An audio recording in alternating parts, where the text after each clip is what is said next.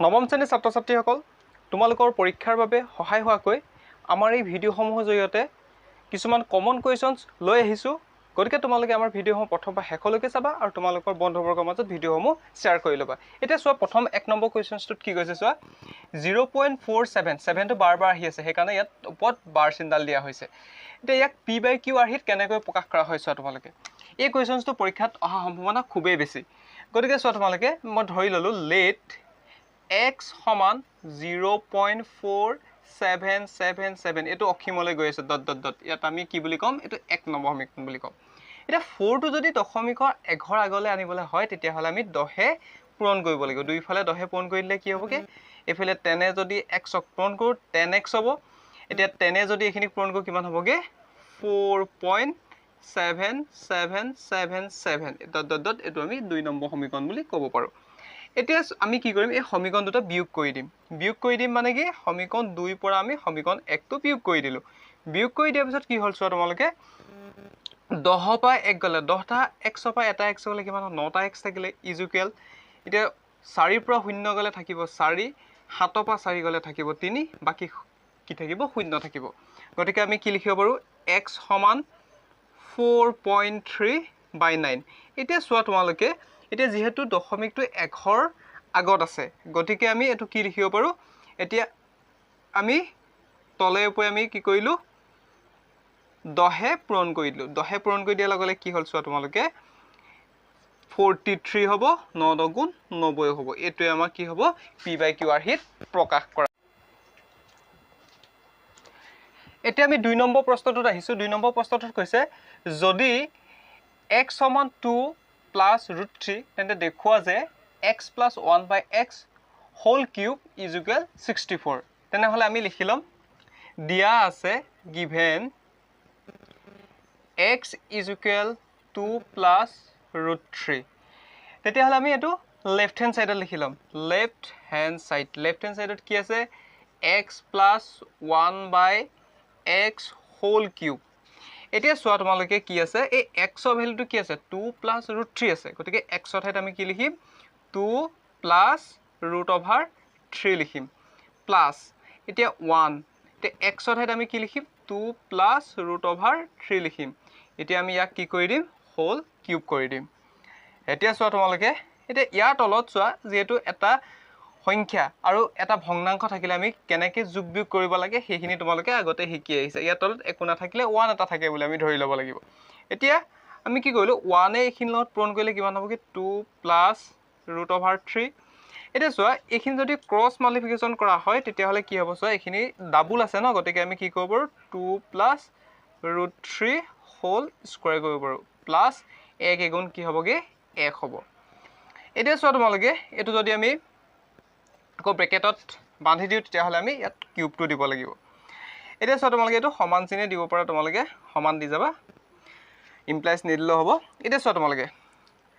2 plus root 3 টো আমি লিখিলো 2 plus root 3 লিখি ললো এতিয়া এইখিনি কি আছে a plus b whole square ভিতৰত আছে গতিকে আমি কি লিখিলাম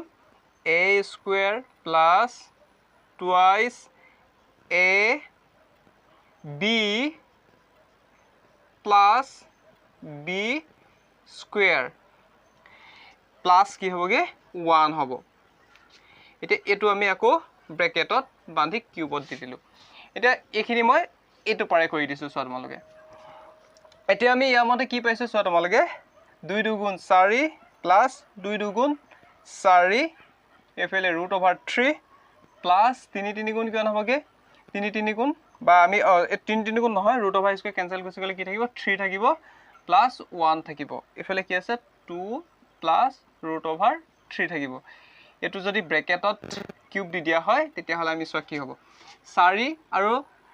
এফালে 4 আছে কিমান হ'বগে 8 হ'ব যোগ কৰিলে প্লাস 4 এটো 8 হ'ব প্লাস 4 root 3 হ'ব এফালে কি থাকিব 2 plus root 3 থাকিব এটো আমি হোল কিউব কৰি দিব লাগিব এতিয়া চোৱা তোমালোকে ইয়াত মই এটা কমন ললো 4 টো মই কমন ললো 4 টো কমন লৈ লগে লগে কি হ'ব চোৱা 4 লগত কি হ'ব 4 দুগুণ 8 হ'ব প্লাস ইয়াত root 3 দি দিলে কি হ'বগে 4 root 3 পাই যাম 2 plus root 3 ইয়াত আছে যেহেতু ইয়াক আমি হোল কিউবত লিখি দিব লাগিব এতিয়া চোৱা তোমালোকে এইটো আৰু এইটো একে হৈছে মিলি আছে ওপৰতলে থাকিব তেতিয়াহ'লে কিমান 4 থাকিলে কি থাকিব কিউব থাকিব 4 তিনিটা পূৰণ কৰিলে কিমান হ'বগে 64 হ'ব এইটোৱে হ'ব কি ৰাইট হ্যান্ড সাইড এতিয়া আমি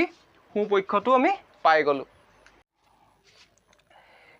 3 নম্বৰ প্ৰশ্নটোত কি কৈছে চোৱা তোমালোকে যদি a + b + c = 0 তেন্তে দেখুৱা যে b + c whole square divided by bc plus c plus a whole square divided by ca plus a plus b whole square divided by ab এটো কৰিবলৈ হলে কেনেকৈ কৰিম চোৱা তোমালোকে এটা প্ৰথম মই লিখি লম given দিয়া আছে a plus b plus c = 0 এতিয়া কি কৰিম চোৱা তোমালোকে প্ৰথম ab a plus b যদি থৈ দিয়া হয় তেতিয়া হলে কি হ'বগে c টো মাইনাসত আহিব যদি এনেকৈ চোৱা a plus c যদি এফালে থোৱা তেতিয়া হলে b টো মাইনাসত গুচি আহিব যদি a plus যদি b plus c যদি দিয়া হয় তেতিয়া হলে কি হ'ব a টো আমি মাইনাসত পাই যাম তেতিয়া হলে আমি লিখিলাম লেফট হ্যান্ড সাইডত কি লিখিম b plus c whole square divided by bc plus c plus a whole square divided by ca plus a plus b whole square divided by ab এতিয়া সো আমি কি কৰিম b plus c equal কি আছে minus a এটো কি হ'ব square হ'ব bc plus c plus a অর্থাৎ a plus c একেটাই হয় ইয়াত minus b whole square হ'ব ইয়াত কি থাকিব তলত c এ থাকিব plus a plus b কি আছিল minus c whole square ab থাকিব এতিয়া তোমালোকে চোৱা minus plus হ'ব ইয়াত a square হ'ব bc হ'ব plus এতিয়া minus cancel গুচি যাব b square হ'ব ca হ'ব plus minus cancel গুচি গলে c square হ'ব ইয়াত থাকিব কি ab থাকিব এতিয়া চোৱা তোমালোকে মই সাইডত কৰি দিছো এটা কি হ'ব চোৱা তোমালোকে ইয়াত যেহেতু কি পাইছিলো a square bc plus b square ca plus c square ab এতিয়া মই কি কৰিম চোৱা তোমালোকে এতিয়া গুটেই কিটাতে মই ইয়াত abc বনাই লম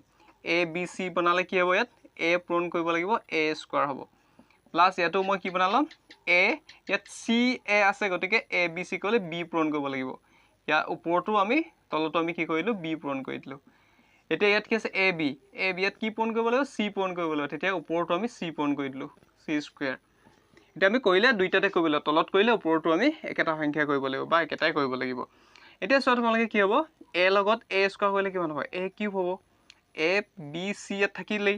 প্লাস b লগত b স্কয়াৰ কৰিলে কিমান থাকিব b কিউব হ'ব a b c থাকিব প্লাস c লগত c স্কয়াৰ কৰিলে কি হ'ব c কিউব হ'ব divided by a b c হ'ব এতিয়া তোমালোকে এটা কথা নিশ্চয় জানা a cube plus b cube plus c cube হলে কি হয় 28 a b c হয় গতিকে ইয়াত তিনটা a b c আছে গতিকে আমি কি লব পাৰো a b c লব পাৰো এতিয়া a b c আৰু a b c যদি কাটি দিয়া তেতিয়া হলে থাকিব কি 3 থাকিব গতিকে আমি কি পালোগে ইয়াত কি পালো রাইট হ্যান্ড সাইড এটো হ'ব ইয়াৰ সলিউশন চাইলে তোমালোকে এটো নোট কৰি লবা এতিয়া আমি 4 নম্বৰ প্ৰশ্নটোত কি কৈছে চোৱা এটা x cube plus y cube is equal x plus y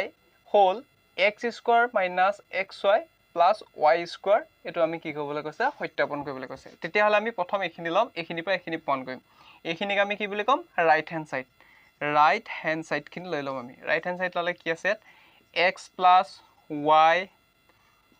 x square minus xy plus y square এটা প্ৰথমে x এ গুটেখিনিক পূৰণ কৰিম x এ আমি x square minus xy plus y square তাৰ পৰা plus y আকৌ কি কৰিম x square minus xy plus y square কো আমি কি কৰিম পূৰণ কৰিম এতিয়া চোৱা তোমালোকে